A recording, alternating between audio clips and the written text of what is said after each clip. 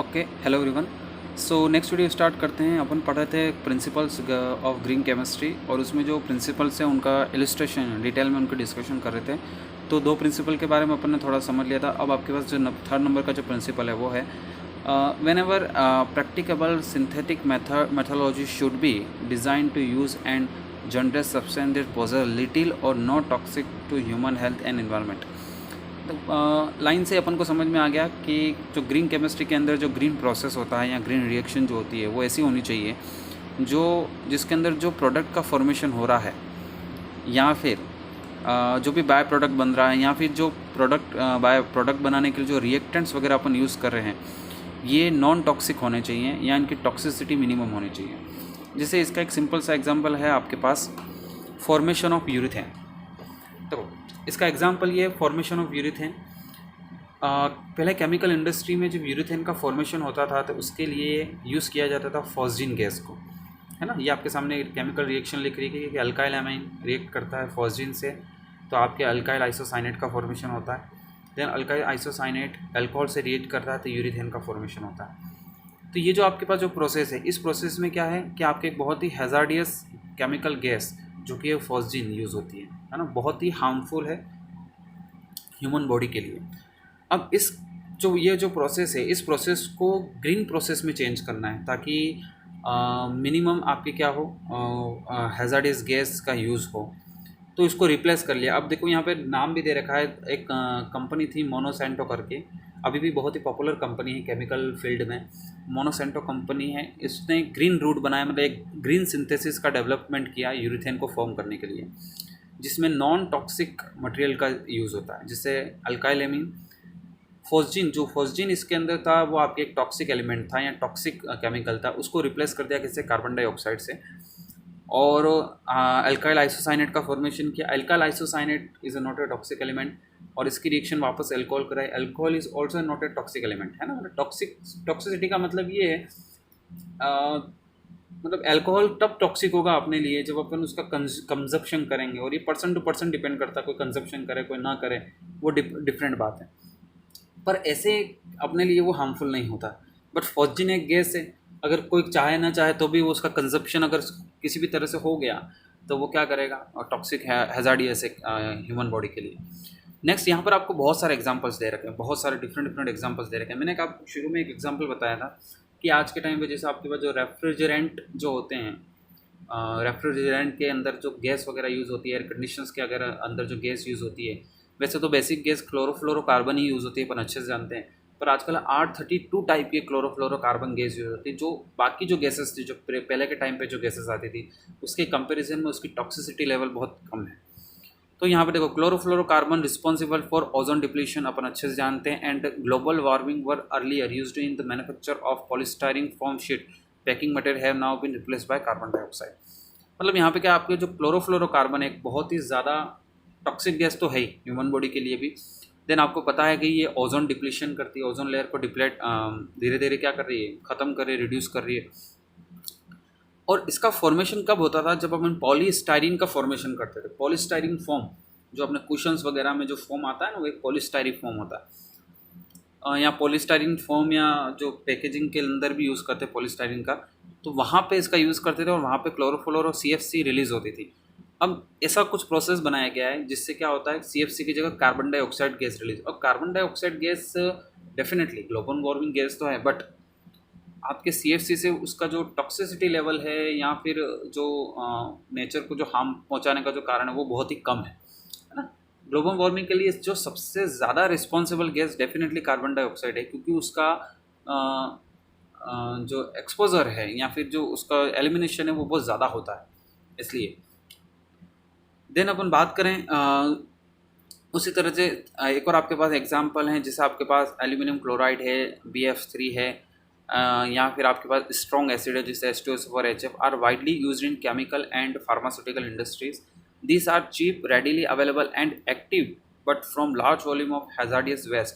Therefore it is necessary to develop new reagents or catalyze to replace or minimize their use. This can now be replaced by the heterogeneous catalysis।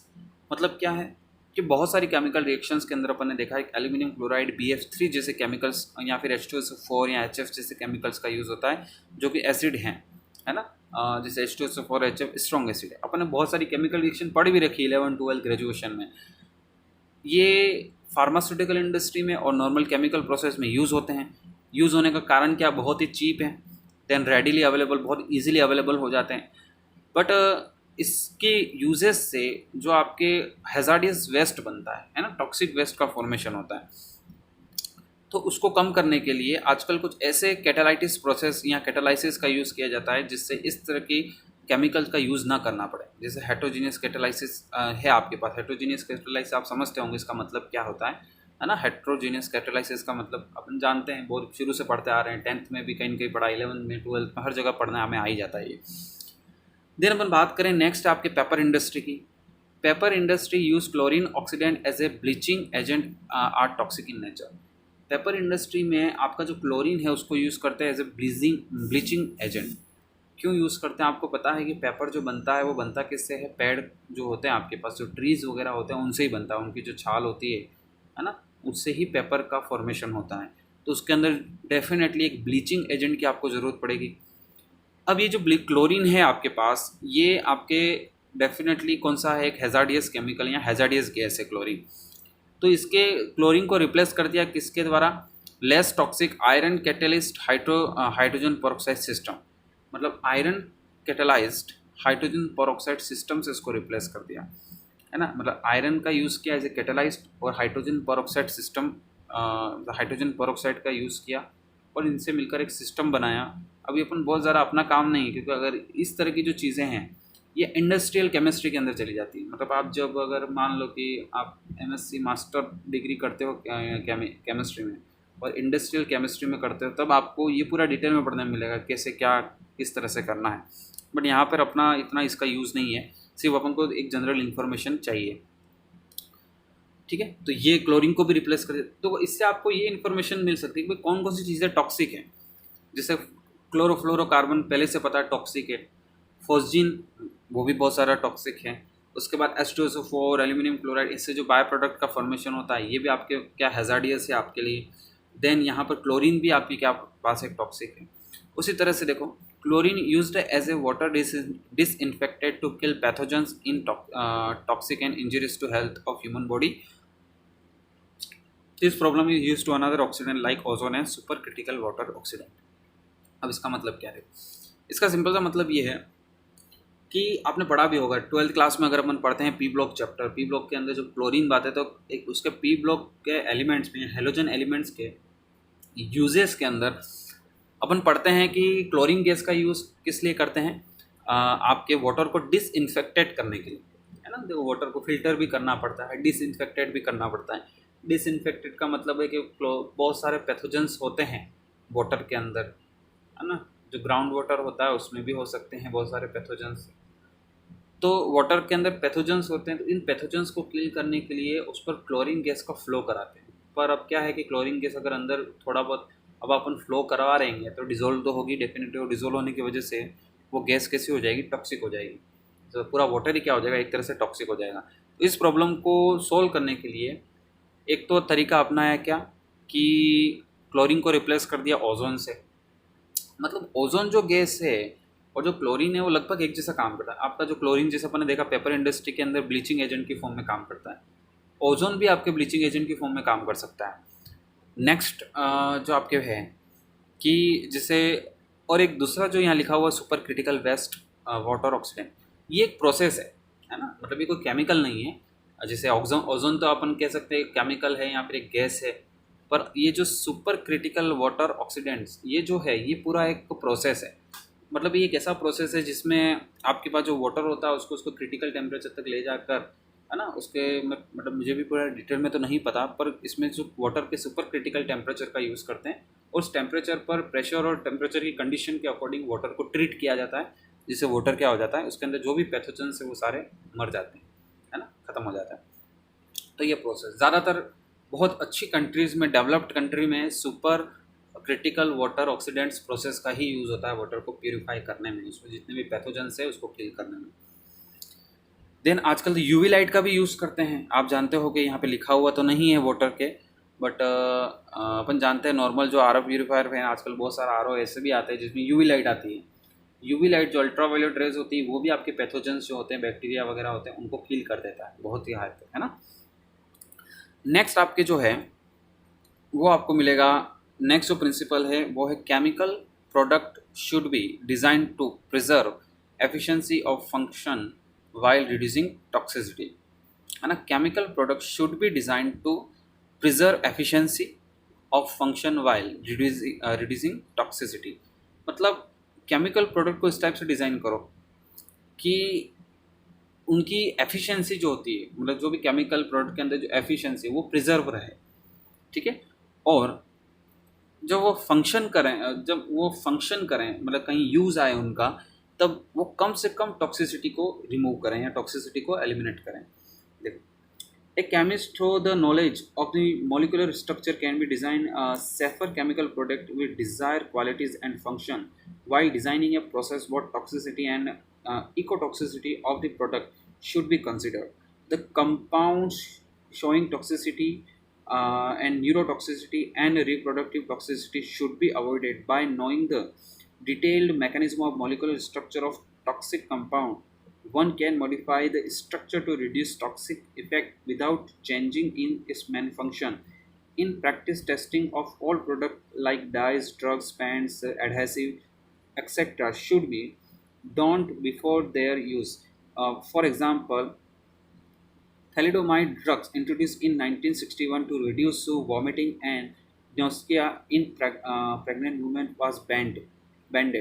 In was observed that children born from women taking thalidomide suffered from a birth defect.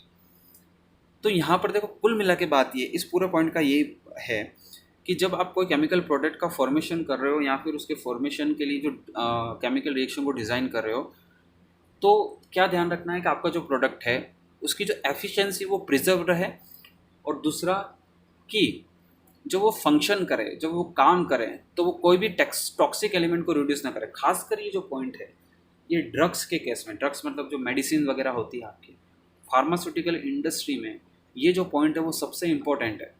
क्योंकि बाकी चलो जो chemical हैं जो external use हो रहे हैं, है ना, कहीं किसी प्रोसेस में, अगर वहाँ पे टॉक्सिक एलिमेंट रिलीज हुए भी सही तो उनको किसी में कंट्रोल किया जा सकता है। बट अगर अपन कोई ऐसा ड्रग ले रहे हैं, उस ड्रग का साइड इफेक्ट है उस ड्रग के अंदर, जब वो ड्रग फंक्शन कर रहा है, तो उस फंक्शन जब वो फंक्शन कर रहा है और वो टॉक्सिक को रिड्यूस कर रहा है, टॉक्सिक एलिमेंट रिड्यूस कर रहा है, तो डेफिनेटली वो अपने लिए बहुत ज़्यादा हार्मफुल है। यहाँ पर मैं एक और बात ऐड करना चाहूँगा। अभी एक लेटेस्ट रिसर्च से थोड़ा सामने आया था, जो आयुर्वेदिक मेडिसिन है। देखो, डेफिनेटली आयुर्वेदिक जो साइंस है या आयुर्वेदा जो साइंस है, मेडिकल साइंस, वो काफ़ी अच्छा साइंस है ना। उसमें बहुत सारे ऐसे डिजीज़ का ट्रीटमेंट है जो एलोपैथिक में मतलब या तो पूरी तरह से क्योर नहीं हो पाता, या फिर बहुत सारे अलग अलग प्रोसीजर, सर्जिकल इक्विपमेंट यूज़ करने पड़ते हैं। बट जो मैक्सिमम कंपनीज़ हैं जो आयुर्वेदिक फॉर्मेशन करती हैं ये मेडिसिन का, ड्रग्स का, उनमें ये देखा गया है कि उनमें आपको हैवी मेटल्स ज़्यादा मिलते हैं, है ना। हैवी मेटल्स ज़्यादा मिलते हैं। आप चाहो तो नेट पे जाके पढ़ भी सकते हो। हैवी मेटल जैसे लेड मिल गया, है ना, लेड के बाद और भी बहुत सारे हैवी मेटल्स उसमें इतने कंबाइंड बहुत ज़्यादा अमाउंट में मिल रहे हैं। मर्क्यूरी जैसे मेटल वगैरह उसमें मिल रहे हैं, और लेड जैसा मेटल अपने बॉडी के लिए, अपने ब्रेन के लिए बहुत ही हार्मफुल होता है। तो यहाँ पर यही बात है कि भाई आप जो केमिकल प्रोसेस, क्योंकि जो मेडिसिन बन रही हैं वो प्योर जैसे मेथड लिखे होते हैं आयुर्वेद में, उसको कैसे प्रिपेयर वगैरह करना है, उस प्रोसेस से तो करते नहीं हैं। कंपनीज़ वाले लार्ज स्केल पे प्रोसेस करते हैं, अलग अलग प्रोसेस अपनाते हैं, तो कहीं ना कहीं उसका साइड इफेक्ट तो होता ही है। जैसे there are a number of approach to design safer chemical, it is now well understood that a correlation existing between chemical structure and existence of toxic nature. For example, pharmaceutical product often consist chiral molecule that exist in two or more stereometric form. These isomers, though have a same connectivity of atom or group, show entirely different properties. One may be very useful and but other can be toxic. देखो, अब यहाँ पे क्या है, मैंने आपको पहले बता दिया, फार्मास्यूटिकल कंपनी में ये जो पॉइंट है, ये जो प्रिंसिपल है, इसका सबसे ज़्यादा जो एप्लीकेशन है या सबसे ज़्यादा इसका जो कंसिडरेशन है वो कहाँ पर है, फार्मास्यूटिकल में। जैसे यहाँ पर देखा हो गया। अब एक बात अच्छी ये है कि रिसर्च से ये बात पता चली कि आपके किसी भी मॉलिक्यूल के केमिकल स्ट्रक्चर और उसके टॉक्सिक नेचर के बीच में रिलेशन होता है ना। ये एक अच्छी बात है। मतलब ऐसा नहीं है कि कौन मॉलिक्यूल टॉक्सिक है, कौन मॉलिक्यूल टॉक्सिक, ये अपन पता नहीं लगा सकते, है ना, कि उसको प्रैक्टिकल करके ही देखना पड़ेगा, ऐसा ज़रूरी नहीं है। मतलब मॉलिक्यूलर स्ट्रक्चर के अकॉर्डिंग, जो आपका मॉलिक्यूल का स्ट्रक्चर कैसा, उसके अकॉर्डिंग, उसमें कौन से फंक्शन ग्रुप है, उसके अकॉर्डिंग आप ये पता लगा सकते हो कि आपका जो मॉलिक्यूल है, आपका जो केमिकल है, ये टॉक्सिक होगा कि नहीं होगा। जैसे यहाँ पर एक एग्जांपल दे रखा है कि pharmaceutical product often consist chiral molecule that exist in 2 और मोर स्टेरियोमेट्रिक फॉर्म। मतलब जैसे जो कायरल मॉलिक्यूल्स होते हैं जिसमें 2 या 2 से ज़्यादा आपके पास स्टेरियोमेट्रिक सेंटर होते हैं, स्टेरोजेनिक सेंटर्स होते हैं, है ना। उन केस में क्या देखा गया है कि एक जो कायरल मॉलिक्यूल का जो कॉन्फ़िगरेशन है, एक जो आइसोमर है, वो तो ह्यूमन बॉडी के लिए क्या हो सकता है, मतलब अच्छा हो सकता है, ह्यूमन बॉडी को जो मतलब प्रॉफिट दे सकता है, या फिर सॉरी मैं वर्ड मिस कर रहा हूँ, ह्यूमन बॉडी के लिए यूज़फुल हो सकता है। बट जो सेकंड उसका ही उसी सेम मॉलिक्यूल का जो दूसरा आइसोमर है, वो हो सकता है कि ह्यूमन बॉडी के लिए क्या हो, टॉक्सिक हो, है ना। तो ये पॉसिबल है। तो स्ट्रक्चर के अकॉर्डिंग अपन डिसाइड कर सकते हैं कौन सा मॉलिक्यूल आपके पास टॉक्सिक है कि नहीं है। तो यही सारी बातें हैं यहाँ पर, है ना। तो सेकंड प्रिंसिपल ज़्यादातर एप्लीकेबल किसके ऊपर है, क्या आपके फार्मास्यूटिकल कंपनी पर ज़्यादा एप्लीकेबल है। जो इसके आगे नेक्स्ट प्रिंसिपल है वो अपन नेक्स्ट वीडियो में डिस्कस करेंगे।